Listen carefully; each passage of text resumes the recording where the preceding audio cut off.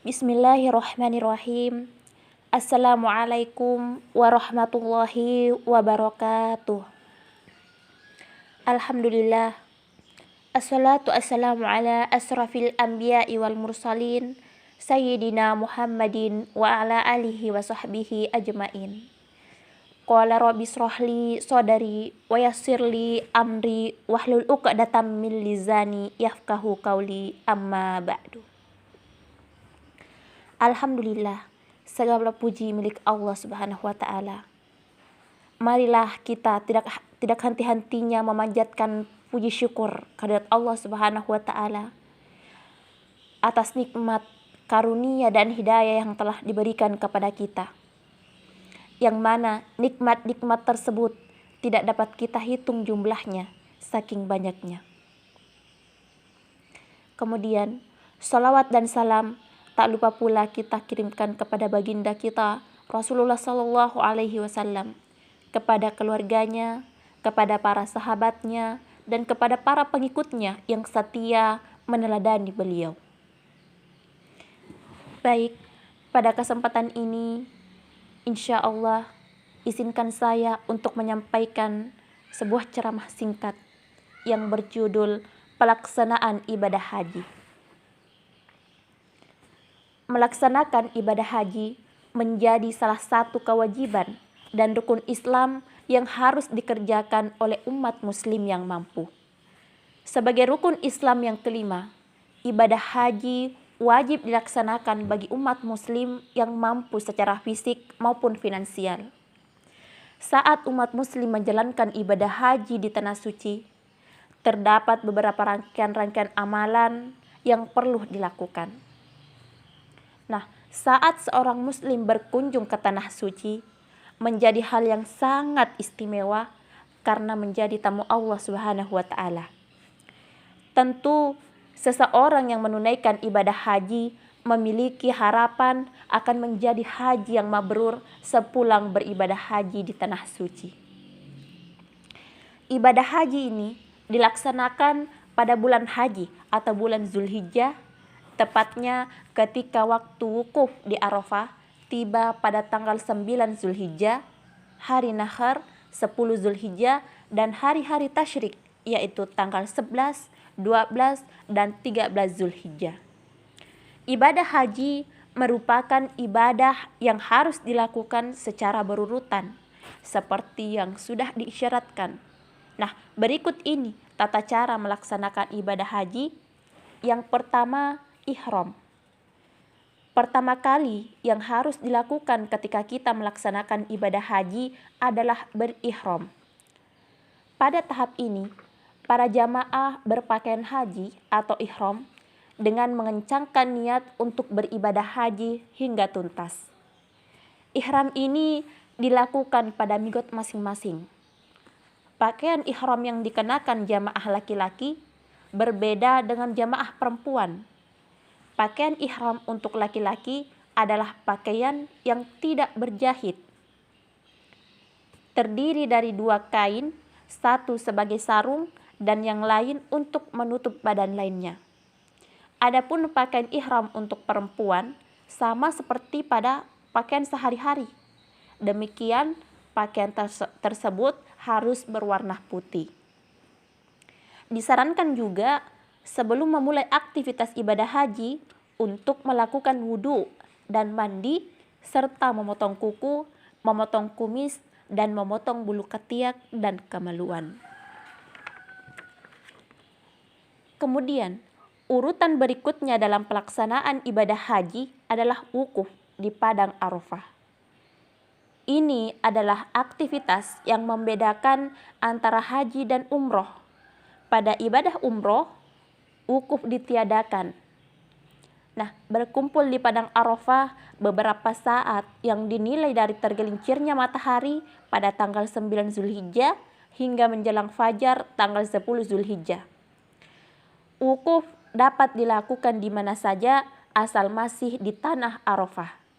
Selama menunggu waktu masuk wukuf, jamaah haji hendaknya banyak zikir kepada Allah dengan membaca takbir, tahmid, istighfar, dan bacaan-bacaan lain sampai masuk waktu wukuf. Nah, setelah melaksanakan wukuf, urutan berikutnya dalam aktivitas ibadah haji adalah melaksanakan tawaf ifadah. Tawaf adalah aktivitas berkeliling Ka'bah sambil mengumandangkan talbiyah. Labbaik Allahumma labbaik, labbaik la syarika laka labbaik. Innal hamda wan ni'mata laka wal mulk la syarika lak. Tawaf tersebut dimulai dari Hajar Aswad dan diakhiri pada lokasi yang sama. Meskipun pelaksanaan tawaf ini bisa dilaksanakan kapan saja setelah tanggal 9, tetapi disunnahkan dilaksanakan pada hari tasyrik, yaitu tanggal 11, tanggal 12, dan tanggal 13 Zulhijjah. Ada pula bacaan doa tawaf, Subhanallah walhamdulillah wa la ilaha illallah Allahu akbar. Wa la hawla wa la quwata illa billahil aliyyil azim. Wassalatu wassalamu ala rasulillah sallallahu alaihi wasallam. Allahumma imanan bika wa tasdikun bi kitabika wa fa'an bi'adika wattiba'an li sunnati nabiyyika Muhammadin sallallahu alaihi wasallam. Allahumma inni as'aluka afwa wal afiyah wal mu'afatan da'imata fid dini wad dunya wal akhirati wal fawza bil jannati wan najata minan nar. Nah, pada urutan pelaksanaan ibadah haji berikutnya adalah sa'i. Pernah kita mendengar Bukit Safa dan Marwah? Ya, ini adalah dua bukit yang terkenal dalam kisah Siti Hajar ketika mencari sumber air untuk Ismail kecil. Siti Hajar berkeliling bolak-balik antara Safa dan Marwah sebanyak 7 kali. Hingga kemudian Siti Hajar akhirnya menemukan sumber mata air yang sekarang dikenal dengan air Zam-Zam. Kemudian pelaksanaan berikutnya adalah mabit di Musdalifah. Mabit di Musdalifah berarti bermalam atau berhenti sejenak di Musdalifah setelah melaksanakan wukuf di padang Arafah. Saat berada di Musdalifah, jamaah haji juga mengambil batu kerikil 49 butir atau 70 butir untuk melempar jumroh di Mina nantinya. Di Musdalifah, jamaah haji melakukan mabit minimal sampai telah melewati waktu tengah malam. Namun, yang lebih utama, mabit dilakukan sampai selesai sholat subuh. Setelah itu, jamaah menuju Mina sambil membaca talbiyah dan berzikir. Selanjutnya, pelaksanaan berikutnya ialah melemparkan jumroh Aqobah. Setibanya di Mina, setelah meletakkan barang bawaan di tenda, jamaah bersiap-siap melontar jumroh Aqobah pada tanggal 10 Zulhijjah dengan 7 batu kerikil, dan setiap lemparan disertai dengan bacaan Bismillahi wallahu akbar. Artinya dengan nama Allah dan Allah yang maha besar. Selanjutnya, mabit atau bermalam di Mina.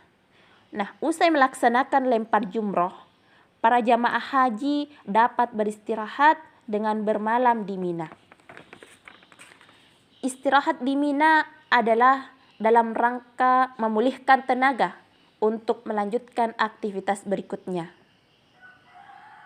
Nah, selanjutnya adalah tawaf wada.